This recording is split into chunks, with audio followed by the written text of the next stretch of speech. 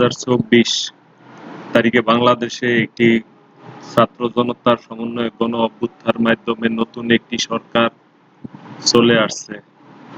নতুন এই সরকারটি আশা করা যাচ্ছে যে দ্রুতই একটি জাতীয় নির্বাচন প্রদান করবেন। অন্তর্বর্তীকালীন সরকারের প্রধান হয়েছেন প্রফেসর ডক্টর ইউনূস। তার নতুন ক্যাবিনেট উপদেষ্টাগণ হচ্ছেন, প্রথমে এখানে দেখা যাচ্ছে প্রফেসর ডক্টর ইউনূস প্রধান উপদেষ্টা হবেন। তার দায়িত্ব এখনো প্রদান করা হয় নাই। আমরা জানি তিনি হচ্ছেন গ্রামীণ ফাউন্ডেশনের প্রতিষ্ঠাতা, গ্রামীণ ব্যাংকের স্বপ্নদ্রষ্টা। তাকে সমস্ত পৃথিবীর মানুষই চিনে এবং তিনি একজন নোবেল বিজয়ী। এছাড়াও আছে সালেউদ্দিন আহমেদ। সালেউদ্দিন আহমেদের সম্বন্ধে আমরা যতটুকু জানি তা হচ্ছে তিনি বাংলাদেশ ব্যাংকের একজন সাবেক গভর্নর ছিলেন এবং বিশিষ্ট অর্থনীতিবিদ। তার আমলে বাংলাদেশের অর্থনীতির চাকা অনেকটাই ঘুরেছে। আসিফ নজরুল। আসিফ নজরুল হচ্ছেন বাংলাদেশের একজন লেখক ও ঢাকা বিশ্ববিদ্যালয়ে আইন বিভাগের একজন প্রফেসর। তিনি বৈষম্য বিরোধী আন্দোলনের অন্যতম সমন্বয়ক ছিলেন। হাসান আরিফ। হাসান আরিফ সম্বন্ধে আমরা পরবর্তীতে আরো বিস্তারিত জানব। তবে তিনি ছিলেন একজন রাষ্ট্রদূত। তৌহিদ হোসেন, সাবেক পররাষ্ট্র সচিব। সৈয়দ রেজওয়ানা হাসান, তিনি একজন ব্যারিস্টার, বাংলাদেশ সুপ্রিম কোর্টের দায়িত্বে আছেন। নাহিদ ইসলাম, বৈষম্য বিরোধী ছাত্র আন্দোলন। এখানে দেখা যাচ্ছে দুইজনকে দেওয়া হয়েছে, নাহিদ ইসলাম এবং আসিফ মাহমুদ সজীব Bhuiyan.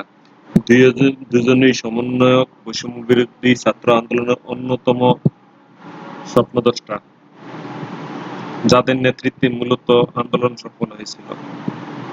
Brigadier general M Sakhawat Hossain, উপদেষ্টা। তিনি সাবেক একজন উপদেষ্টা ছিলেন তত্ত্বাবধায়ক সরকার, বর্তমানে তিনি আবার ফিরে এসেছেন। সুপ্রদীপ চাকমা, তিনিও একজন উপদেষ্টা। ফরিদা আক্তার। ফরিদা আক্তার হচ্ছে পঞ্চগড় জেলার রাজনীতিবিদ, যিনি সংরক্ষিত মহিলা আসন সংসদ সদস্য 2009 সালে ছিলেন।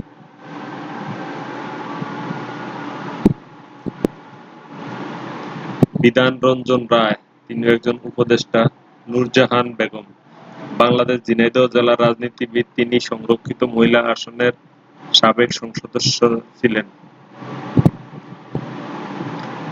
তার সময়কালটা আমরা যদি এখানে দেখি,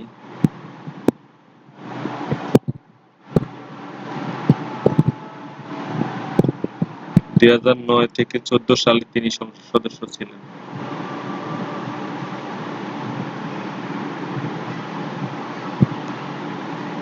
ফরিদা আক্তার আমরা দেখতে পারি, ফরিদা আক্তার বাংলাদেশ আওয়ামী লীগের একজন সংসদ সদস্য ছিলেন।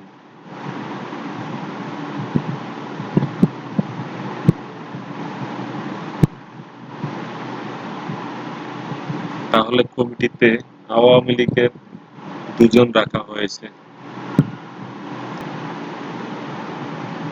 আ.ক.ম খালিদ হোসেন, তিনি হেফাজতে ইসলাম বাংলাদেশের আলেম প্রতিনিধি। শারমিন মুর্শিদ, ফারুকী আজম। এই নিয়ে মূলত নতুন একটি অন্তর্বর্তীকালীন সরকার ঘোষণা করা হবে। তবে কে কোন পদের দায়িত্ব আছেন বা পাবেন তা আমরা কিছুক্ষণের মধ্যে জানতে পারবো। তখন আরেকটি ভিডিও নিয়ে আপনাদের সামনে হাজির হবো। সকলকে ধন্যবাদ।